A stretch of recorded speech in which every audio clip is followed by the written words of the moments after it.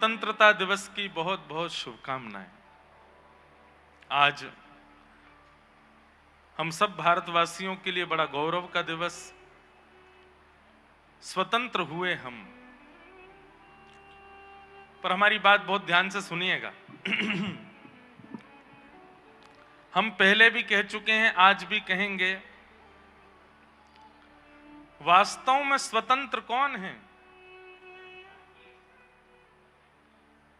वास्तव में जो अपने भारतीय संस्कारों का पालन करते हैं वो स्वतंत्र हैं। स्वतंत्रता दिवस का मतलब क्या है कि अंग्रेजों से हमें आजादी मिली थी, हम आजाद हुए थे। देश तो आजाद हो गया, लेकिन विचारों में आज भी कई जगह हम स्वतंत्र नहीं हुए। कहीं ना कहीं हम अंग्रेजों के द्वारा प्रतिष्ठित जो बुद्धि थी उसमें अभी भी परतंत्र हैं, अभी भी हम उसमें बंधे ही हुए हैं। वास्तव में स्वतंत्र कौन है? हमारी बात बहुत ध्यान से सुन लीजिएगा। जिसके माथे पर उर्धपुंड दिखाई दे, समझना ये स्वतंत्र है। अच्छा, एक बात, महाराज जी तिलक क्यों नहीं लगाते? कोई अगर तिलक नहीं लगाते, क्यों नहीं लगाते? अब तिलक तो वो लोग लगाते हैं संत महात्मा, साधु महात्मा। अच्छा, प्रत्येक भारतीय तिलक लगाता है, भारतीय की पहचान है तिलक लगाना। देखो, अंग्रेजों की पहचान क्या है? उनके माथे पर तिलक नहीं होगा, खान पान की शुद्धि नहीं होगी, कुछ भी पहनेंगे ऊट पटांग, कुछ भी समझो ये अंग्रेज है। ऐसे ही अन्य अन्य और भी धर्म के, जाति के लोग पूरे विश्व भर में रहते, सबकी एक पहचान है, उससे पता चलता है कि ये कौन है। लेकिन भारतीयों की पहचान कहां से है कि वो तिलक लगाते हैं। तो वास्तव में आज स्वतंत्रता दिवस मनाने का अधिकार उनको है जो तिलक धारण करते हैं। स्वतंत्रता दिवस मनाने का अधिकार उनको है जो अपनी पोशाक में भारतीय परिधान पहनते हैं, कुर्ता पहनते हैं, धोती पहनते हैं, क्योंकि यही हमारा परिधान है। पैंट शर्ट हमारा परिधान नहीं है। असली स्वतंत्रता दिवस तो संतों की है, असली स्वतंत्रता दिवस तो वैष्णव ब्राह्मणों की है। उन वैष्णवों की जो तिलक धारण करते हैं, शिखा धारण करते हैं, धोती पहनते हैं, असली स्वतंत्र तो वह है कि आज भी उन्होंने इतना सब कुछ होने के बाद भी अंग्रेजों के परितंत्र को स्वीकार नहीं किया। इसलिए हमारी आपसे प्रार्थना है, स्वतंत्रता दिवस के दिन कम से कम 365 दिन नहीं तो जो मुख्य मुख्य दिन आते हैं उनमें तो अपने पूर्ण भारतीय वेश में रहा कीजिए। तिलक लगाइए, धोती पहनिए, कुर्ता धारण कीजिए, बगलबंदी पहनिए। कम से कम बाह्य वेश से तो आप भारतीय बनिए। और कम से कम स्वतंत्रता दिवस, गणतंत्र दिवस आदि आदि हमारे नेशनल दिवस जो होते हैं, इन पे तो शुद्ध हिंदी ही बोलिए, अंग्रेजी का शब्द ही मत बोलिए। कम से कम ऐसे तो स्वतंत्रता दिवस मनाओ। लोग बाग आज सुबह सुबह भी हमको बोल रहे हैं हैप्पी इंडिपेंडेंस डे। ये इंडिपेंडेंस शब्द हम लोगों का है ही नहीं, ये तो अंग्रेज दे के गए हमें। भैया विचार कीजिए, स्वतंत्रता कहते किसको हैं? विचारों की स्वतंत्रता, व्यवहार की स्वतंत्रता। और स्वतंत्रता किससे? जो हमें जबरदस्ती अपनाने के लिए कहा गया था उससे स्वतंत्र। जो हमारा भारतीय तंत्र का स्वरूप है उसमें रहना, वो स्वतंत्र होता है।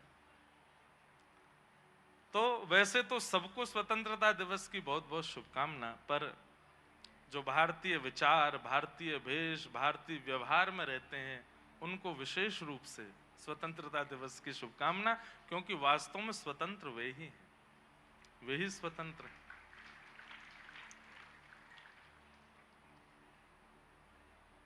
इस भारत में सबसे पहले स्वतंत्रता सेनानी कौन थे? वैसे तो सतयुग से है श्री प्रहलाद जी महाराज, जिन्होंने हिरण्यकश्यप के राक्षसत्व से स्वतंत्र करवाया वैष्णवों को, भक्तों को। सबसे पहले स्वतंत्रता सेनानी के रूप में हमारी धरती पर आए कौन? प्रहलाद जी महाराज। फिर त्रेता में श्री हनुमान जी महाराज। और कलयुग में तो ठाकुर जी स्वयं ही बन गए स्वतंत्रता सेनानी श्री कृष्ण।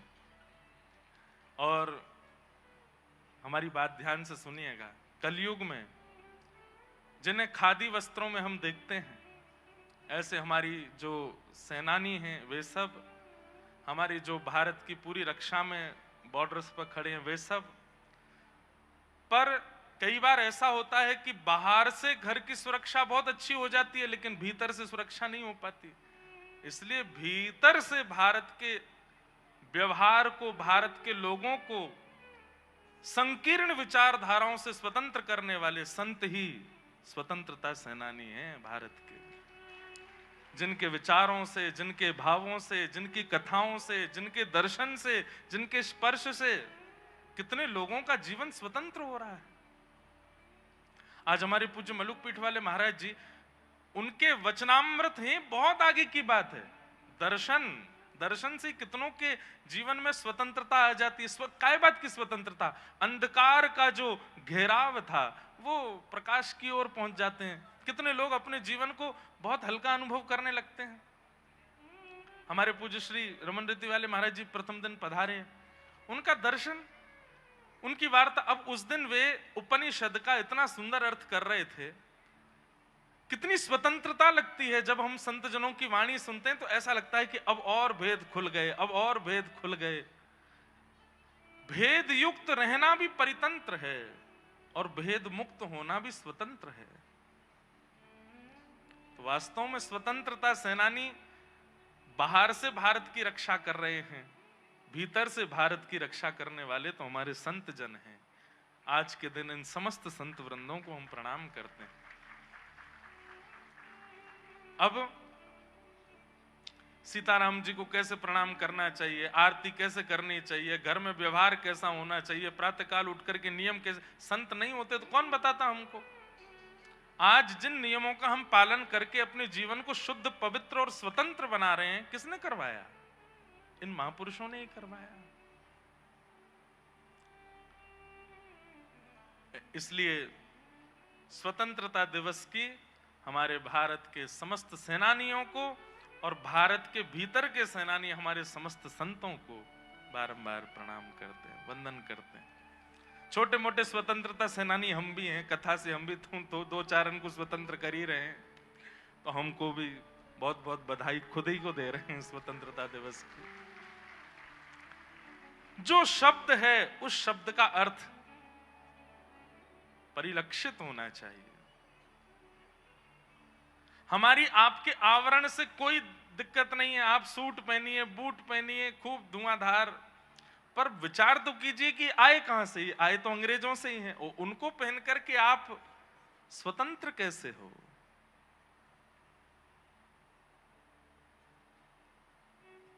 स्वतंत्र तो वो है जो पूर्ण रूपेण भारतीय भावों का विचार रखता है। महाराज जी एक बहुत सुंदर लीला मिथिला की, श्री जैसे हमारे किशोरी जी का प्रिय वन उसका नाम है वृंदावन, ऐसी हमारी सियाजू का प्रिय वन कंचन वन मिथिला में, और हमारे ठाकुर जी को प्रिय वन श्री प्रमोद वन, श्री राघव जी का प्रिय वन प्रमोद वन। तो वैसे तो मैं सोच रहा था ये लीला कब सुनाऊं, पर अभी एक जगह से कड़ी मिल रही है तो सुना देते हैं। तो कंचन वन में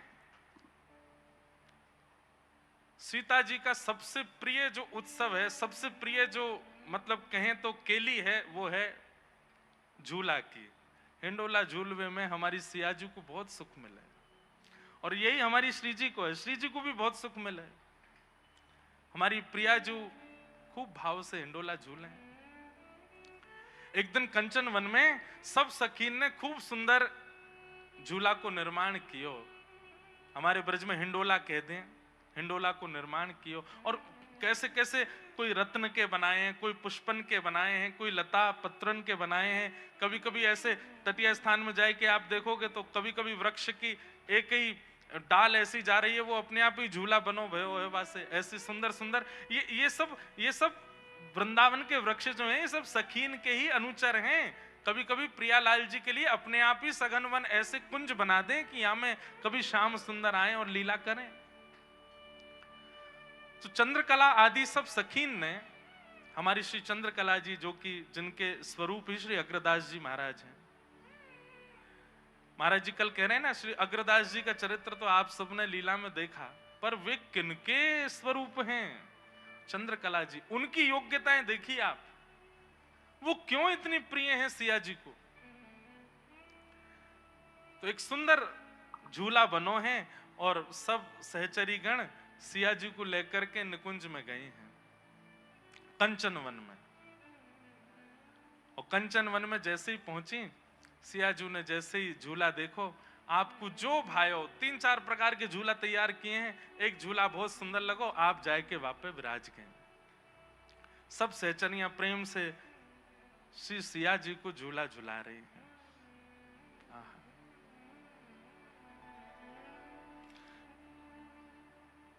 हिंडोले झूलत सिय महारानी, हिंडोले झूलत सिय महारानी।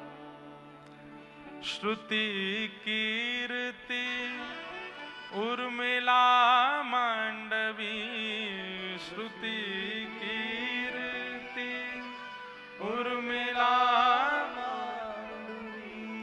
चारुशिला गुण खानी, चारुशिला गुण खानी। रचो हिंडोरा नाम लिवावती, रचो हिंडोरा नाम लिवावती। चतुर सखी मुस्कानी, चतुर सखी मुस्कानी। हिंडोले झूलत सिय महारानी, हिंडोले झूलत सिय महारानी। और इतने में ही झूलते झूलते हमारी सिया जी के मुखमंडल पर एक संकोच आयो है। हमारी सीता जी थोड़ा संकोच कर रही हैं, बहुत ध्यान से सुनियो, निकुंज की लीला है। सिया जू की सकुच रही नहीं बोलती, सिया जू की सकुच रही नहीं बोलती। अग्र अली मन मानी, अग्र अली मन मानी। हिंडोले झूलत सिय महारानी, हिंडोले झूलत सिय महारानी। अब दर्शन करो, श्री सियाजू हिंडोला झूल रही हैं। सब सखियां बड़े प्रेम से, बड़े भाव से, बड़े आनंद के साथ सियाजू को झूला झुला रही हैं। बड़े मंद मंद मुस्काए करके सियाजू बड़े आनंद से झूल रही हैं। लेकिन झूलते झूलते आपके मुखमंडल पर थोड़ा संकोच प्रकट हो गया। संकोच मतलब जैसे कोई व्यक्ति प्रसन्न मुद्रा में हंसते हंसते अचानक उसकी हंसी रुक जाए, तो हम समझ जाते हैं कि इसने कुछ सोचा है, इनके मन में कुछ भाव आया है। वहीं खड़ी भई श्री चंद्रकला जी ने ये भाव देख लिया और तुरंत जाकर के सियाजू के चरणों में प्रणाम करके गई, हे सियाजू, हे प्यारी जू, कहा भयो, आप इतने संकोच में क्यों हैं? आपको सुख नहीं मिल रहा हो तो आप आज्ञा करें हम दूसरा हिंडोला बनाए।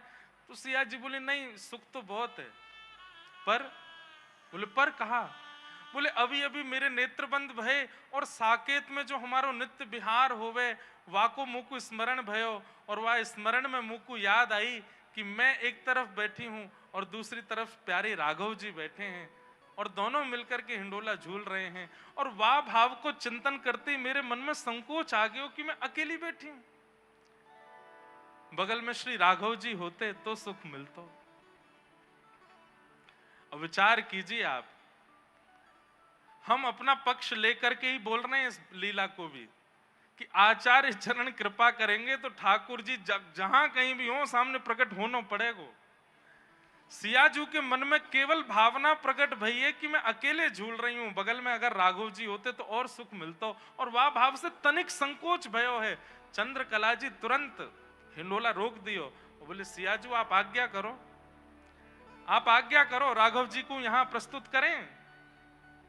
सियाजी बोले अरे नहीं, ये साकेत नहीं है, ये धराधाम पे लीला चल रही है, हम लोग सब मिथिला में हैं और वे अयोध्या में हैं, और अभी तो हमारो प्रथम, एक प्रकार से कह दें तो अतिशयोक्ति नहीं, ये प्रथम मिलन की लीला है, ये प्रथम मिलन की कथा है। निकुंज में प्रथम मिलन, कुंज में प्रथम मिलन तो गुरुदेव के साथ जब गए तब हुआ है, पर निकुंज में तो पहले ही मिल गए राम जी। चंद्रकला जी बोली आप आज्ञा करो सियाजू, राघव जी को प्रस्तुत करें आपके सन्मुख। सीता जी बोली नहीं नहीं, आप क्यों इतने, अब हम कहाँ मिथिला में, वो हुए अयोध्या में, और अभी हम भी छोटी सी लाली हैं, वो भी छोटे से लाला बने घूम रहे हैं।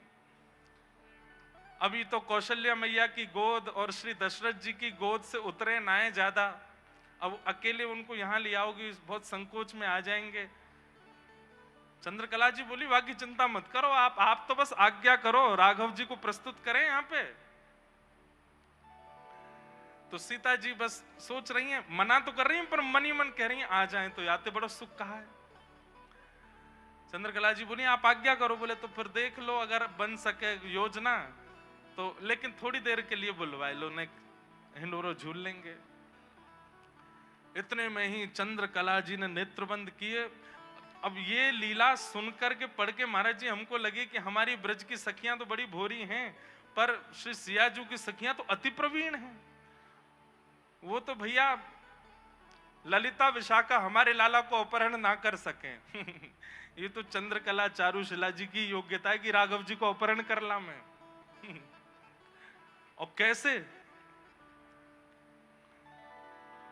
चंद्रकला जी ने तुरंत अपने नेत्रबंद किए, और नेत्रबंद करके कलाएं हैं ना, सिया जी ने अपनी कलाएं प्रदान की, इसीलिए राम जी ने अपने नाम को चंद्र प्रदान, इसीलिए तो उनका नाम चंद्रकला है। वो सिया जी कौन है? साक्षात महारानी है।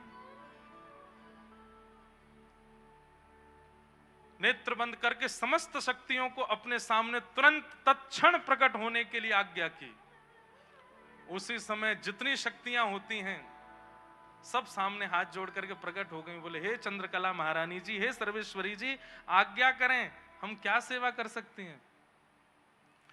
बोले पहले तो हमको ये बताइए कि इस वक्त अयोध्या में श्री राघव जी कहाँ हैं। तो एक मोहिनी विद्या आदि सब विद्याएं शक्तियां सब प्रकट हो गई। तो एक विद्या ने तुरंत एक, जैसे मानो अब उस समय में तो क्या कहेंगे, आज की भाषा में कहें तो एक जैसे मानो एक स्क्रीन जैसी प्रकट कर दी, और उसमें दिखाया कि राघव जी अपने सब बाल सखाओं के साथ में क्रीड़ा कर रहे हैं, खेल रहे हैं, छोटे से राघव जी। एक शक्ति से पूछा आगे क्या करने वाले हैं। बोले अब बस थोड़ी देर में अयोध्या में एक परम सुंदर प्रमोद वन है, वहां राघव जी नित्य शाम को जाते हैं, ये प्रमोद वन जाने वाले हैं। बोले ऐसी स्थिति बताओ जब इनके साथ में ये सब ना होते हो सखा इनके। बोले कि वो प्रमोद वन में अकेले ही जाते हैं। बोले बस ठीक है। जैसे ही प्रमोद वन पहुंचे, प्रमोद वन सहित राघव जी को यहां लेकर के आओ, कंचन वन में प्रकट करो, मिथिला में प्रकट करो। यहां ऐसी लीला पढ़ी कि श्री राघव जी अपने सब बाल सखान के साथ खेल रहे हैं, और खेलते खेलते उनको अपने स्वप्न की स्मृति भई। आज सुबह सुबह श्री राघव जी ने एक स्वप्न देखो है, और वह स्वप्न में कहा देखो कि श्री राघव जी अपने भवन से निकस करके जब गए तब एक परम प्रवीण विप्र उनको मिले, और वे विप्र राघव जी से कहें कि आप चक्रवर्ती सम्राट जी के लालन श्री राघव जी हैं ना। तो राम जी कह रहे हैं हाँ, ये स्वप्न है राम जी का। राम जी कह रहे हैं हाँ, हम उन्हीं के लाला हैं। बोले हम ज्योतिषाचार्य हैं, हाथ देखना जानते हैं, सब कुछ हमको पता है, आपकी आज्ञा हो तो हम आपका हाथ देख के सब बताएं। तो राम जी ने नेक अपनो हाथ आगे कियो। अब मन में तो हमारे भाव आया कि क्यों दिखवा रहे हैं राम जी हाथ। तो क्योंकि वो आगामी युग में कृष्ण भी तो बनने वाले हैं, तो उनको ये सब भाव बड़े प्रिय लगते हैं। मानो ज्योतिषाचार्य जी को हाथ दिखवा करके ज्योतिषाचार्य जी बोल रहे हैं कि आप तो नारायण के समान हैं, आप तो साक्षात ऐसे हैं, आप तो कपिल भगवान के समान बुद्धिमान हैं, आप तो ऐसे सब भाव प्रस्तुत करते चले गए। श्री राघव जी महाराज बस बैठे हैं। इतने में ही जो विप्रदेव हैं उन्होंने राघव जी के नेत्रों में देखा, बोले और कुछ जानना है? तो राम जी बोले ब्याह की बताए दो ने, ब्याह आदि को कहा योग है। तो विप्रदेव बड़े प्रसन्न हो गए, राम जी के छोटे छोटे मुख से बड़े संकोच के साथ पूछ रहे हैं। तब कह रहे हैं कि बोले महाराज आपके गुरु, आपके यहां श्री विश्वामित्र जी का आगमन होगा और उनके साथ आप वन में जाएंगे, बड़े बड़े राक्षसों का वध करेंगे, तभी आपको मिथिला के राजा जनक जी का आमंत्रण आएगा और आप वहां जाएंगे और वहां पर आपको एक धनुष दिखेगा, वहां पर एक योजना बनेगी जिसमें आपको धनुष भंजन करना पड़ेगा और उसके बाद मिथिलेश कुमारी सियाजू के साथ आपका ब्याह होगा। मिथिलेश कुमारी सियाजी को नाम सुनते ही राम जी के रोम रोम पुलकित है गए। लेकिन ये मिथिलेश कुमारी जो सियाजी है ना, राम जी बोले हाँ, इनसे प्रथम मिलन आज ही आपका होने वाला है, आज ही आप इनके सन्मुख जाएंगे। ये बात सुनते ही राम जी के नेत्र खुल गए, स्वप्न टूट गए। अब राम जी बार बार सो रहे हैं कि आगे कहा भयो, कैसे मिलेंगे बताओ तो सही। तो सुबह से आज राम जी कछु भी करें, अपने नित्य उपचार कर रहे हैं, संध्या वंदन कर रहे हैं, स्नान आदि करके बाल भोग कर रहे हैं, तो करते करते बीच में रुक जाए हमें, बोले स्वप्न पूरा नहीं भयो, ब्राह्मण देवता ने मिथिला में हमारी सियाजी से भेंट कराई नहीं। आज आप बालकन के साथ खेलते खेलते शाम को जैसे ही प्रमोद वन में पहुंचे हैं और प्रमोद वन में जाकर के आप घूम रहे हैं, यहां चंद्रकला जी ने सब शक्तियों को भेजा है, जाओ जाकर के प्रमोद वन सहित राम जी को लेकर के आओ।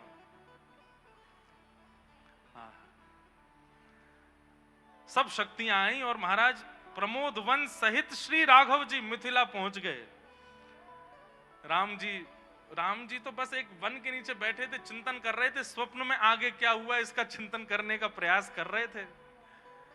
इतने में ही नेत्र खुले, नेत्र खोल करके देखा तो आहा, श्री चंद्रकला जी सामने खड़ी हैं हाथ जोड़ करके। सुंदर नेत्र हैं, सुंदर कपोल हैं, सुंदर अलकावली हैं, सुंदर संपूर्ण श्री विग्रह है।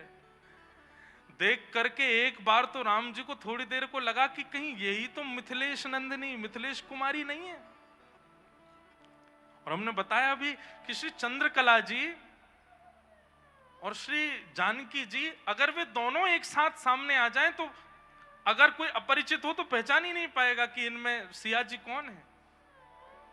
राम जी भी थोड़ी देर के लिए स्तब्ध हुए, लेकिन थोड़ी देर बाद अंतर पता चल गया और राम जी पूछने लगे आप कौन हैं? हमने अयोध्या में प्रमोद वन में पहले आपको तो कभी देखा नहीं।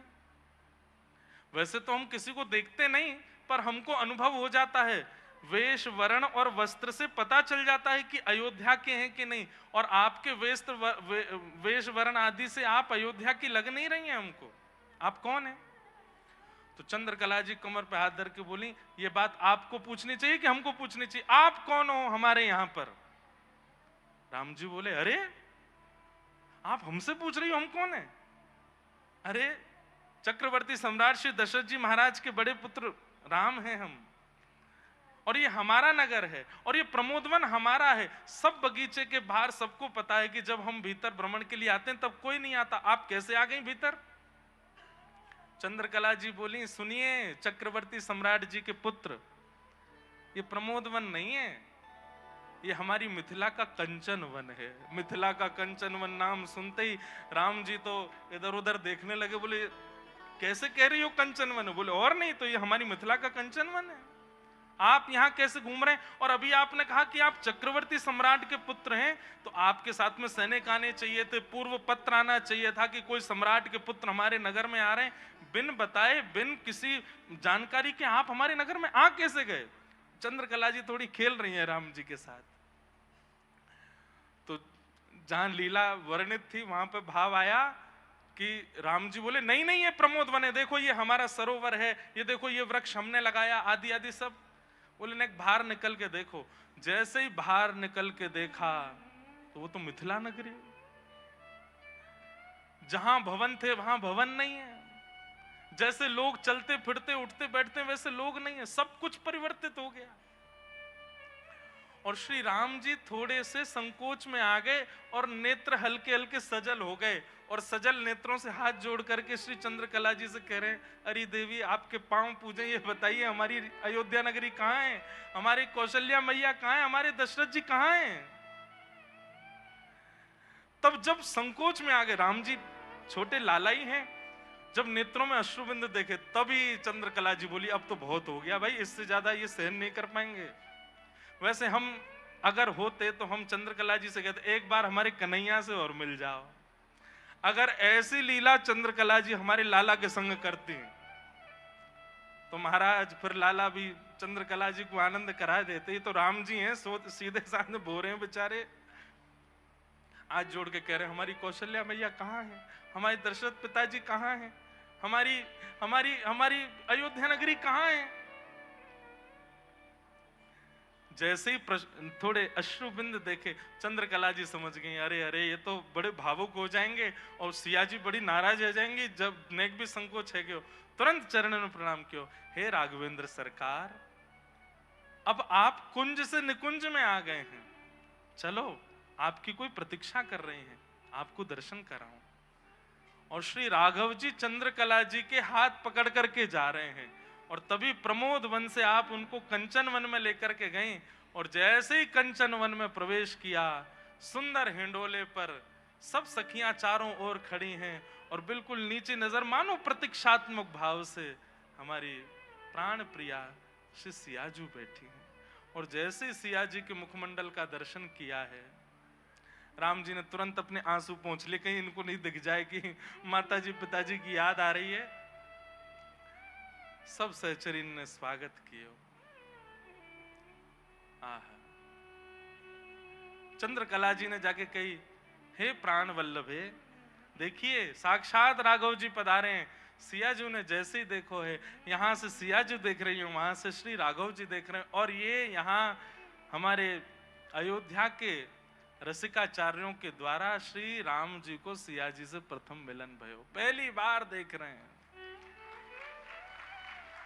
और देख करके स्थिति ऐसी है कि राघव जी के भी नेत्र सजल हो रहे हैं सिया जी को देख करके, और सियाजू के भी नेत्र सजल हो रहे हैं राघव जी को देख के, और ये दोनों एक दूसरे को सजल नेत्रन से देख रहे हैं। इन दोनों को देख के सब सहचरियां, सबके नेत्र सजल हो रहे हैं। छोटे से राघव जी हैं, छोटी सी सिया जी हैं, चंद्रकला जी लेकर के गई हैं। और अभी तक तो कहां गा रहे हैं, हिंडोले झूलत सिय महारानी, अकेली झूल रही हैं, लेकिन अब क्या गा रहे हैं, आहा,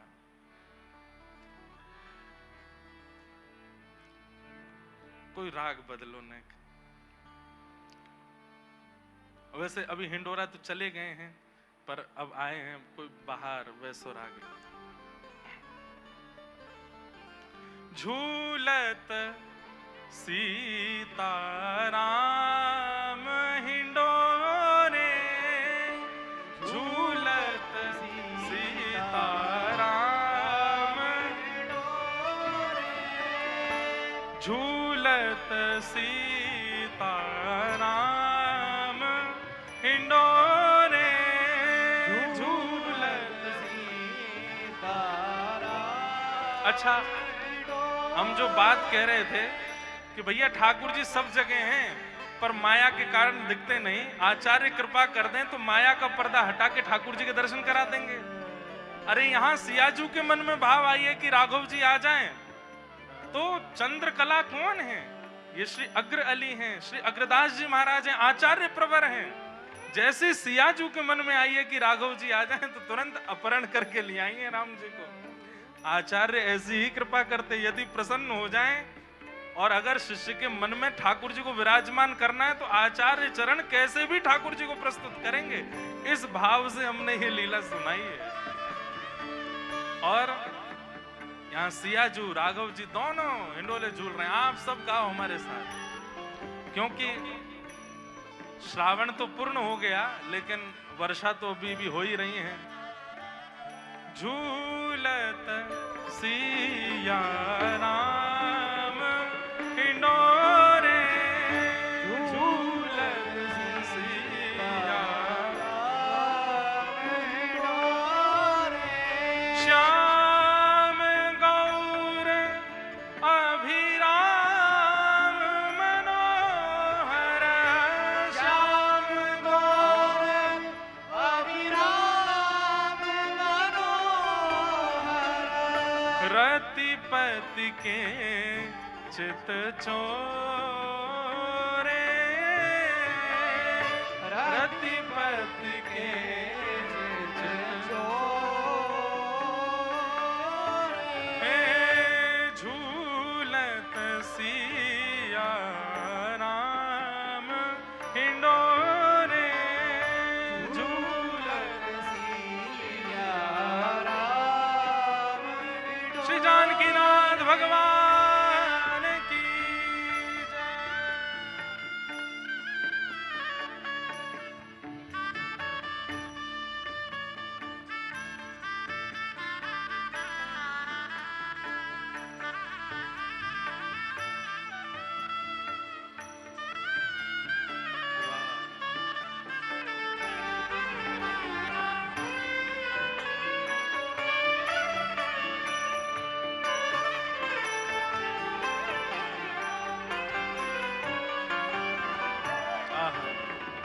नेत्र बंद करके अनुभव कीजिए।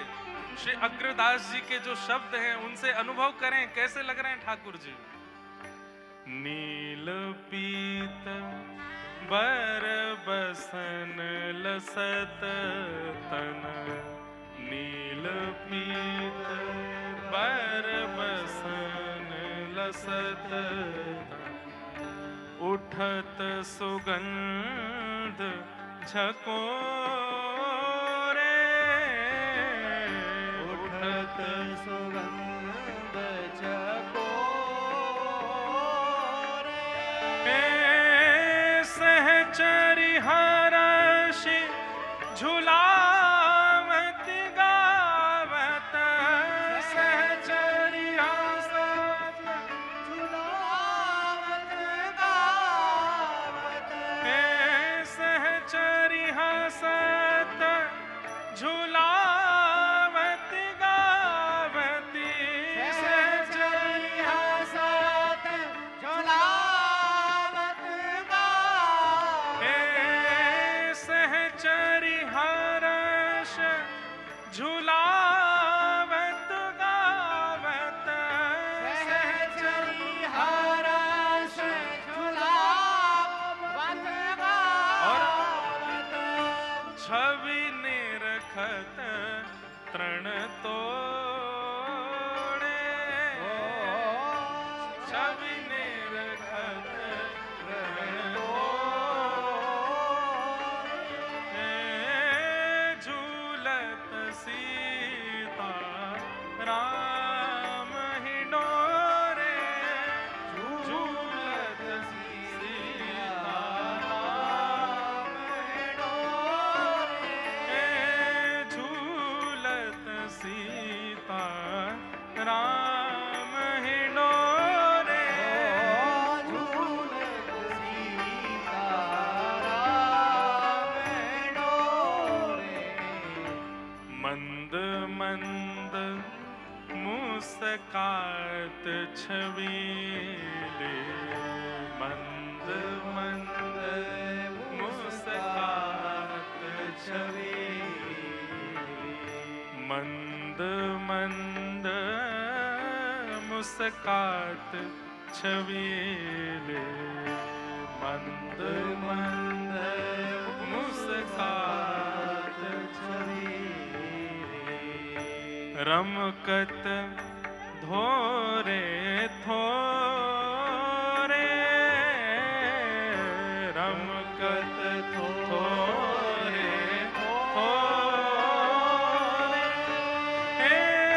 अति सुकुमारी अग्र की स्वामिनी, अति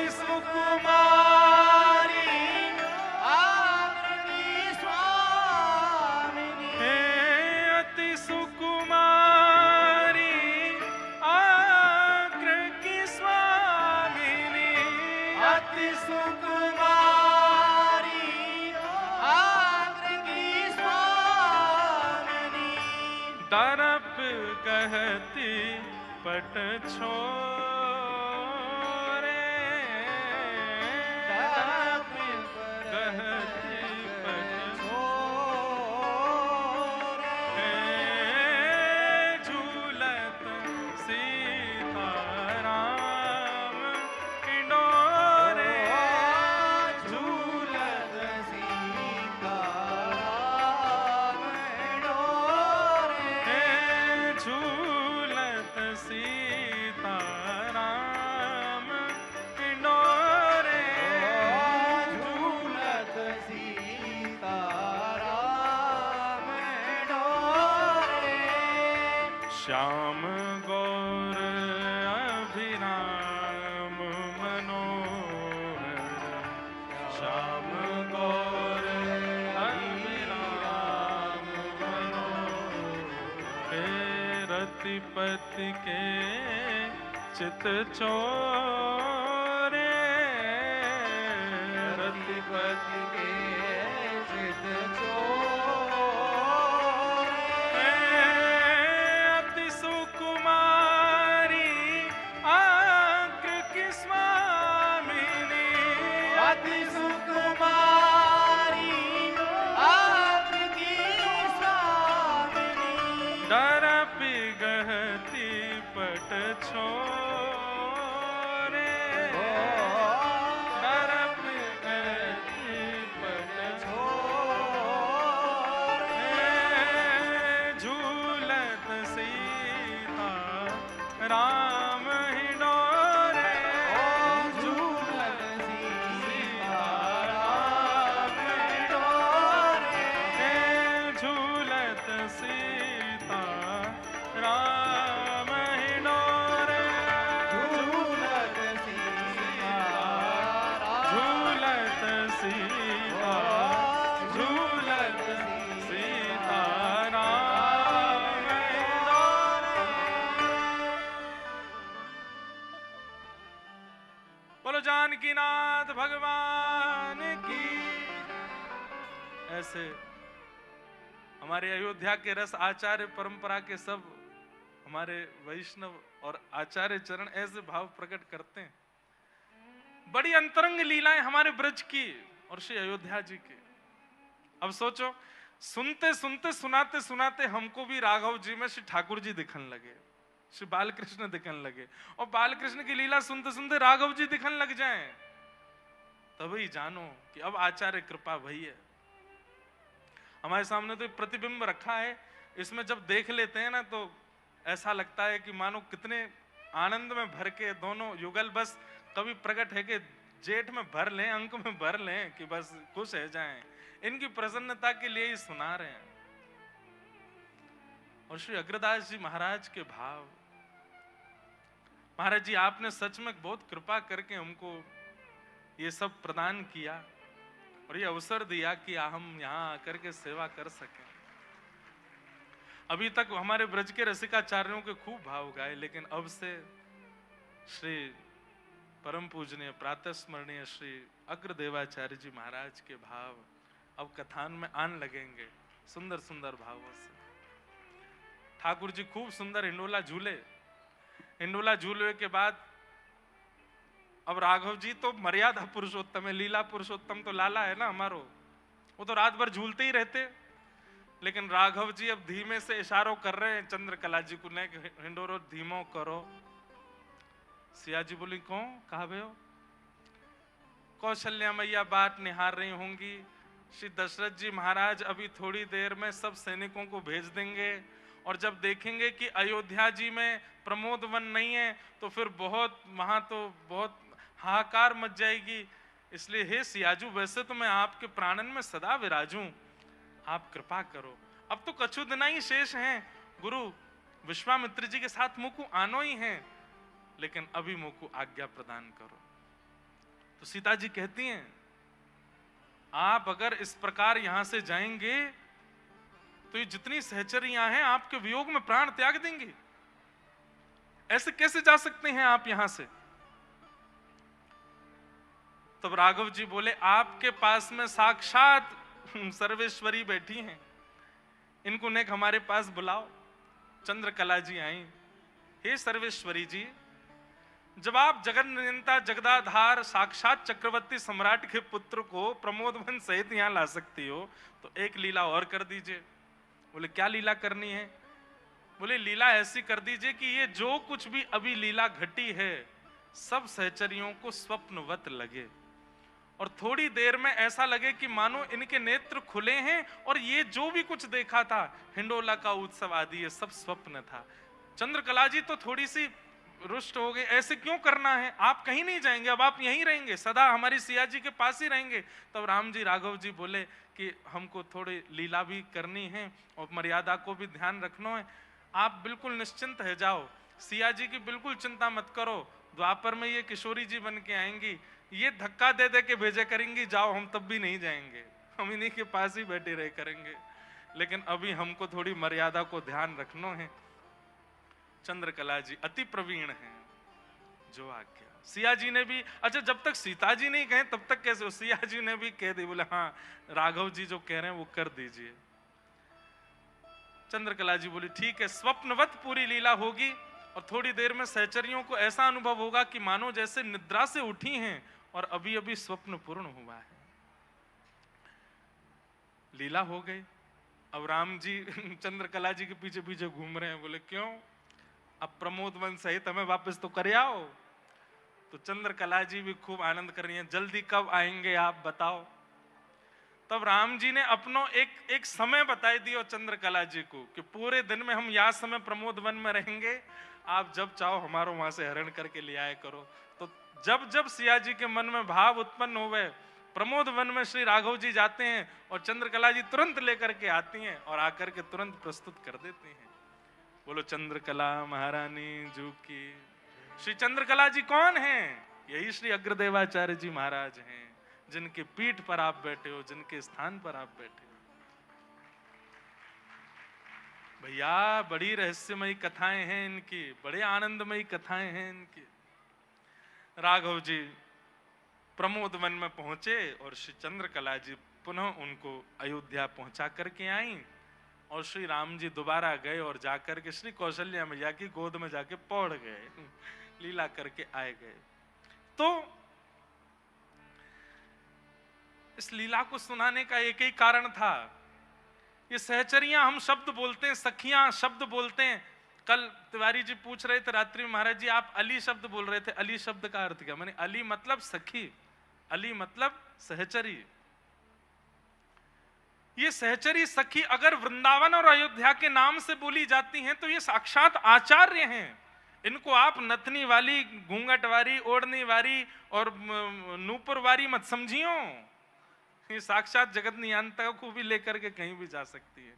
इनकी यदि शरणागति हो जाए, आचार्य कृपा यदि कर दें तो ठाकुर जी सब जगह हैं, बस माया का पर्दा हटाना है और वो माया का पर्दा हट जाएगा, जो कुंती जी कह रही हैं।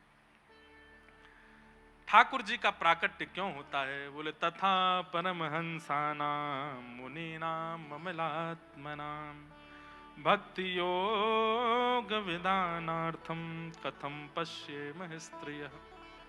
ठाकुर जी राक्षसों को मारने नहीं आते हैं, ठाकुर जी तो वैष्णव भक्तों के लिए आते हैं। अरे रावण का वध यदि करना है तो राम जी पलक झपक के सोच लें कि हे रावण, ये जो जन्मा है लंका में, इसका वध हो जाए तो वही उनके चिंतन से हो जाएगा।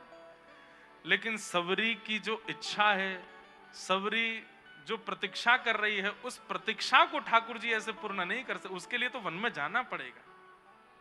सीधी बात, दुष्ट दलन ठाकुर जी हैं, पर दुष्टों के संहार के लिए अवतार नहीं लेते हैं ठाकुर जी। ठाकुर जी तो भक्तों पर कृपा करने के लिए अवतार लेते हैं। कंस को मारने के लिए ठाकुर जी श्री कृष्ण बनकर के नहीं आए हैं, ठाकुर जी तो कुब्जा पर कृपा करने के लिए मथुरा गए हैं। ठाकुर जी तो देवकी मैया जो 11 वर्ष 56 दिन से प्रतीक्षा कर रही हैं, उन पर अनुग्रह करने के लिए गए हैं। पर हमारी दृष्टि में, हमारे भाव में प्रधान रूप से राक्षस वध आ जाता है, ऐसा नहीं है। ठाकुर जी राक्षसों के लिए लीला नहीं करते हैं, भक्तों के लिए लीला करते हैं। जामग मेरो गिरधार आवे, जामग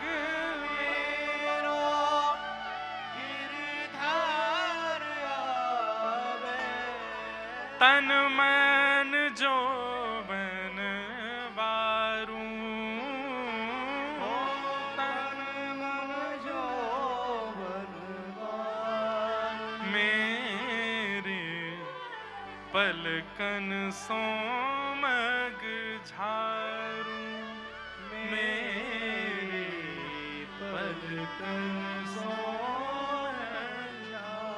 प्रभु श्री राम वन में सबरी के लिए गए हैं, जो नित्य प्रतीक्षा कर रही है कि राम जी आएंगे।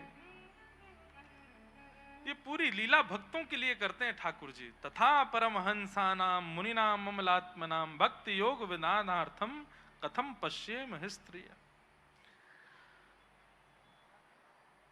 कुंती भगवान की स्तुति गा रही हैं और स्तुति गाते गाते कुंती जी अपनी स्तुति में ठाकुर जी से कहती हैं कि विपदः सन्तु न शश्वत तत्र तत्र जगद गुरो भवतो दर्शनम यत् स्यात् पुनः भव दर्शनम। इससे पहले एक बात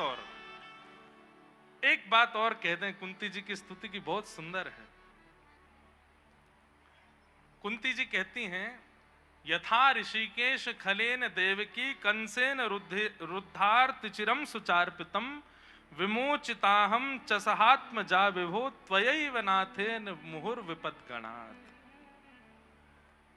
एक प्रकार से कुंती जी यहां पे कह रही हैं कि आप अपनी मैया से ज्यादा प्रेम हमसे करते हो। ठाकुर जी बोले क्यों? बोले कंस ने आपसे पूर्व जन्म में 6 बालकों का वध किया, पर आपने उनकी वैसे रक्षा नहीं की जैसे मेरे 5 बालकों की आपने छाया बन के रक्षा की है। इससे यह प्रमाणित होता है कि आप मुझसे ज्यादा प्रेम करते हैं। लेकिन नाथ मैं भी एक शब्द कह दूं। बोले क्या? त्वयैव नाथेन मुहुर विपद्गणात्। त्वयैव नाथेन, ये एक ऐसा शब्द कुंती जी ने प्रस्तुत किया है जिस शब्द से कुंती अति महान हो गई। क्या? कि केवल आप मेरे हैं और कोई मेरा नहीं। कहते तो हम भी हैं, हम राम जी के राम जी हमारे हैं, कहते तो हम सब हैं, पर राम जी को हमारे कहने के बाद हम सबको हमारा कहते हैं। ये भी हमारे हैं, वो भी हमारे हैं, वो भी हमारे हैं, वो भी हमारे हैं। पर कुंती जी तो अपने पुत्र, अपने परिवार, सबके सामने कह रही हैं कि केवल आप मेरे हो और कोई मेरा नहीं है।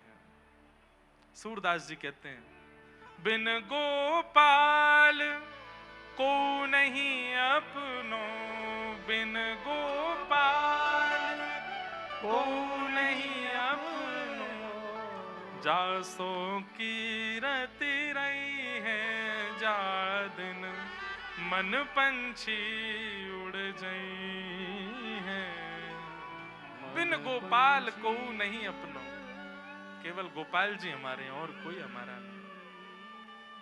और ये बात कुंती कह रही हैं, केवल आप मेरे हैं। हम कह सकते हैं, ठाकुर जी क्या कहते तो सब हैं, ठाकुर जी आप हमारे हो, पर बगल में खड़ी पत्नी अगर कहे और हम, तुम भी हो, बच्चे कहें हम, आप भी हो।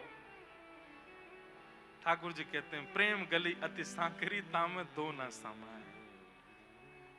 पहले दिन महाराज जी कह के गए थे ना, रमन रीति वाले महाराज जी, कि ठाकुर जी चित्त में आ तो गए और तब तक नहीं जाएंगे जब तक आप नहीं कहोगे। आप कहते नहीं है, आप दूसरे को जब चित्त में लाते हैं, ठाकुर जी कहते हैं अच्छा तो हम चलते हैं भैया, अब तुम पर घर एक ही है, कमरा एक ही है, या तो हमें बैठाओ या उनको बैठाओ। कुंती ने तो स्पष्ट कर दिया, बोले मेरे चित्त में और कोई है ही नहीं नाथ, केवल आप हो। त्वयैव नाथेन मुहुर विपद्गणात्। ऐसी कुंती जी ने भगवान की स्तुति गाई। भगवान कुंती जी पर कृपा करके जैसे द्वारिका प्रस्थान करने लगे तो युधिष्ठिर जी रोने लगे। युधिष्ठिर जी की भावना जब ठाकुर जी ने सुनी तो ठाकुर जी बोले अब हम दोबारा गीता कैसे सुनाएं? अब जहां हम नहीं सुना पाए, हम नहीं समझा पाए, वहां हमारे भक्त समझाएंगे। तो ठाकुर जी युधिष्ठिर जी आदि सबको लेकर के रणभूमि में गए, जहां पर भीष्म पितामह बाणों की सैया पर पड़े। और भीष्म पितामह जी पहले तो ठाकुर जी को देख करके मंत्रमुग्ध हो गए, वाह अपनी मृत्यु को मैं अब सफल बनाऊं इनको देख करके। लेकिन तभी पांडवों ने चरणों में प्रणाम किया और श्री भीष्म पितामह ने 5 प्रकार के धर्मों पर विवेचन किया। तत्पश्चात भीष्म पितामह बोले अब तुम लोग सब किनारे हटो, मुझे मेरा काम करने दो। ठाकुर जी सामने आकर के खड़े हो गए आहा, भीष्म पितामह कह रहे अब खड़े रहिएगा। एक महाराज जी संगीतक एक ठुमरी गाते हैं ना, ठाड़े रहियो ओ बांके लाल रे ठाड़े रहियो। ये भाव लगता है कि श्री भीष्म पितामह जी कह रहे हैं सदैव देवो भगवान प्रतीक्षताम कलेवरम यावदिदं हनुम्य प्रसन्नहासारुणलोचलोल्लस मुखाम्बुजो ध्यान पतश्चतुर्भुज। हे ठाकुर जी अब खड़े रहिएगा जब तक मेरे प्राण नहीं चले जाएं। ठाकुर जी बोले हे पितामह भीष्म, तुमको तो इच्छा मृत्यु का वरदान है, अब तुम सोच लो कि हम 50 साल तक नहीं जाएंगे तो हम खड़े ही रहेंगे यहाँ पर। भीष्म पितामह बोले इतने में ही घबरा गए आप? और आप जो हमको बार बार दुनिया में भेजते रहते हैं, अब जन्म लो, अब ये बनने जाओ, अब कर्म के आधार पर ये बनो, हमने थोड़ी देर के लिए क्या कहा है कि आप खड़े हो जाओ, थोड़ा देख ले आपको। और ऐसे मुरझाए हुए चेहरे से नहीं खड़े होइए। प्रसन्न हासारुणलोचलोल्लसत्, इतनी प्रसन्नता आपके मुखमंडल पर होनी चाहिए कि आपके गुलाबी गुलाबी गाल चमकने लग जाएं। क्यों? क्योंकि अब मैं प्रस्थान कर रहा हूं, अब मैं अपने जीवन का यहां पर इति कर रहा हूं और मैं चाहूंगा कि प्रसन्न मुद्रा में आप मेरे सामने खड़े रहें, आपको देखते हुए मैं यहां से जाऊं। बंधुओं, मृत्यु हो तो भीष्म पितामह जैसी, मतलब बाणों की सैया वाली नहीं, पर स्थिति ऐसी बन जाए कि श्री राघव जी सामने खड़े हैं, श्री ठाकुर जी सामने खड़े हैं। दुनिया के लोग ठाकुर जी से क्या नहीं मांगते, सब मांगते हैं। पर हमारी एक बात आज मान लीजिए, कल जन्माष्टमी है, कल से लेकर के और जीवन के अंतिम दिन तक ठाकुर जी से एक ही चीज मांगी है, क्या? हे नाथ, हमारा अंतिम समय आपको पता है, हमें नहीं पता कब है, आपको पता है। बस उस अंतिम काल में आप सामने आ जाना, एक क्षण के लिए हमें दर्शन दे देना। हम बहुत अधम हैं, हम बहुत पतित हैं, पर नाथ, एक विनय पत्रिका का बहुत अच्छा पद है,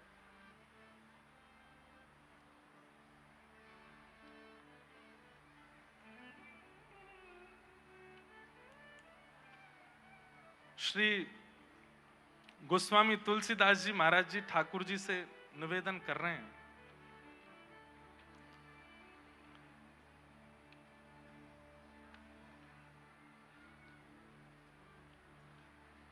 अब हम तो उसको पहले से करके नहीं लाए, नहीं तो अभी गा देते। उसमें भाव ऐसा महाराज जी कि हे राघव जी, आप हमको प्रथम पंक्ति भी स्मरण में नहीं आ रही कि आपने हम पे बहुत कृपा की, पर एक कृपा और कर दीजिए। हाँ, हरि तुम बहुत अनुग्रह कीनो। बहुत सुंदर पंक्ति, कल ढूंढ के लाएंगे, सुनाएंगे आपको। वहां पर गोस्वामी जी बहुत सुंदर भाव प्रस्तुत करते हैं कि नाथ, आपने बहुत अनुग्रह किया है हमारे ऊपर, लेकिन एक अनुग्रह और कर दीजिए। ऐसे ही आप सब भी ठाकुर जी से नित्य प्रार्थना करो, नाथ आपने बड़ी कृपा करी, बस एक कृपा और कीजिए। क्या? आप भगवान हैं, भूतानाम अगति गति, आपको पता है कि हमारी गति कहां है, हमारा अंतिम समय कब है। बस कृपा कर दीजिए नाथ, उस अंतिम काल में आप आ जाइएगा, एक क्षण के लिए हमारे सामने आ जाइएगा। भीष्म पितामह भगवान की स्तुतिकार, मानो भीष्म पितामह अपनी स्तुति को विश्राम देने से पूर्व ठाकुर जी से मानो मन के भाव से निवेदन कर रहे हैं कि नाथ, आपका हमने चतुर्भुज रूप देख लिया, आपका हमने विराट रूप देख लिया, आपका हमने सारथी रूप देख लिया, लेकिन एक रूप रह गया है। बोले कौन सा? आहा, सभई अंग को बाको गिरधर, सभई अंग को बाको। बोले ललित गति से जब आप ब्रज में चलते हैं, ललित गति कैसी? ठाकुर जी एक पांव यहां धरें, दूसरा पांव ऐसे तिरछो रखें, ऐसे चाल डगमगी सी करते भय चलें, और वहां में कभी अपने मुकुट को नीचे कर लें, कभी ठाकुर जी की जो लटकन है कभी गाल को स्पर्श कर रही है, कभी आगे पीछे जा रही है, और धीमे धीमे चलते चलते कभी ठाकुर जी वेणु ले लें, कभी कटाक्ष नेत्रन से इधर देखें कभी उधर देखें। हे नाथ, आपकी जो वो ललित गति वाली चाल है, जाके कारण आप मां के बिहारी राधा रमण राधा वल्लभ कहलाओ, वो स्वरूप हमको देखना है। भीष्म पितामह कह रहे हैं, और बोले उसमें भी कृतमनुकृतवत्य उन्मदांध। गोपियां महाराज जी ठाकुर जी यशोदा मैया की चुनरी पकड़ के चलें, और चुनरी पकड़ के नहीं चलें, यशोदा मैया लाला के हाथ के कड़ूला में चुनरी बांध दे, बोली कहीं भाग नहीं जाए। जमुना जल भरवे जामे तो लाला रो में, मैं हूं जाऊंगा संग में, मैं हूं डोलूंगा बाहर।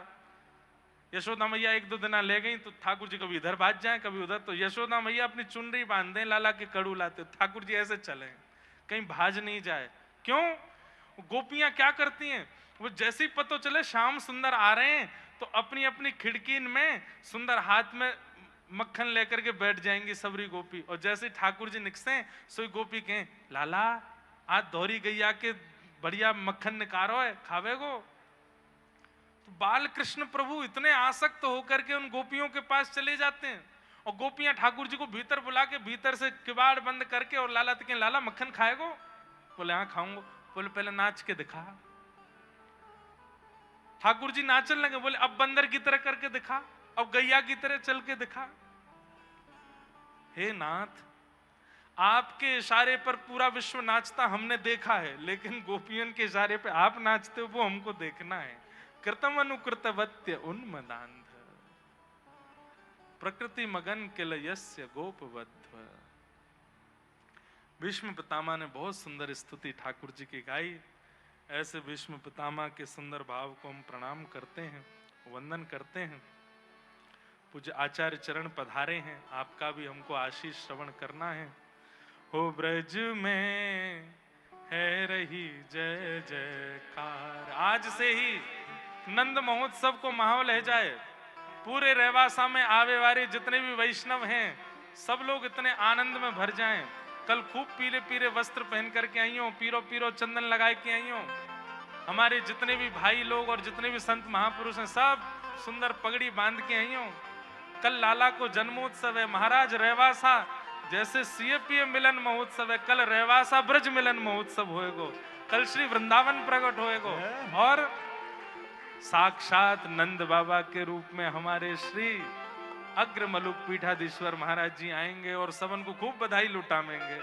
हम तो खूब लूटेंगे, खूब आनंद करेंगे।